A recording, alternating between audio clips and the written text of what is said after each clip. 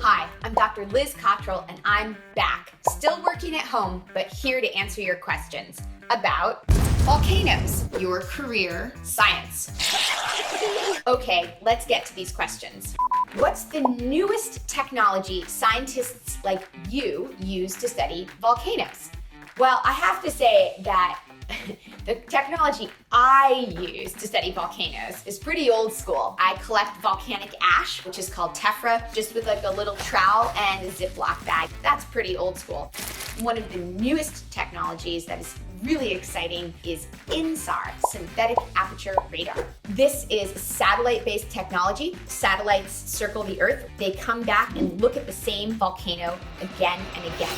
By comparing two different images separated in time, volcanologists can see if the volcano is inflating or deflating. Eruptions are often, not always, preceded by inflation of the Earth. So this is a really exciting tool for monitoring volcanoes, and it's a relatively new technology. Okay, I've got a question here from Nature Matt on Instagram. As a middle school science teacher, I want to know what your favorite geology lab or demo is. That's an easy one, Nature Matt. My favorite demo is definitely to demonstrate what drives volcanic eruptions using a seltzer bottle. In fact, team, I've already made a science video about this. Hi, I'm Liz Cottrell.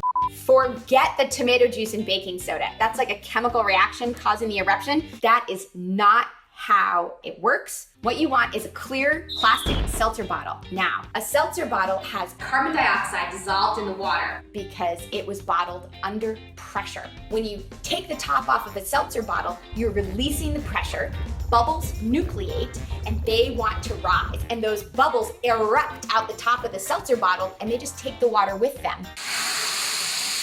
Mount St. Helens. This is exactly how a volcano erupts. Bubbles of carbon dioxide and water form in the magma. Those bubbles want to go up out the top and you get an eruption. And that is my favorite experiment that you can do in the classroom for 99 cents. Anybody want to join me for a breath of fresh air? We've got a great question from Darla Tillman on Facebook. I'm an elementary school teacher, and my students are always bringing me rocks. I don't know what kind they are.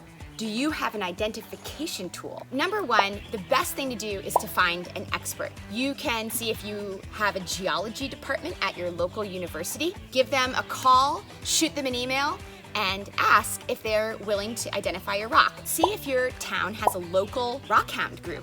I smell rocks. Rocks, rocks, rocks, rocks, rocks. Amateur geologists are often the best at identifying rocks and love to do it. Rocks. Third, you can buy a field guide. There are field guides to rocks, just like there are field guides to birds and butterflies. And a field guide might help you figure it out for yourself. This has been so much fun.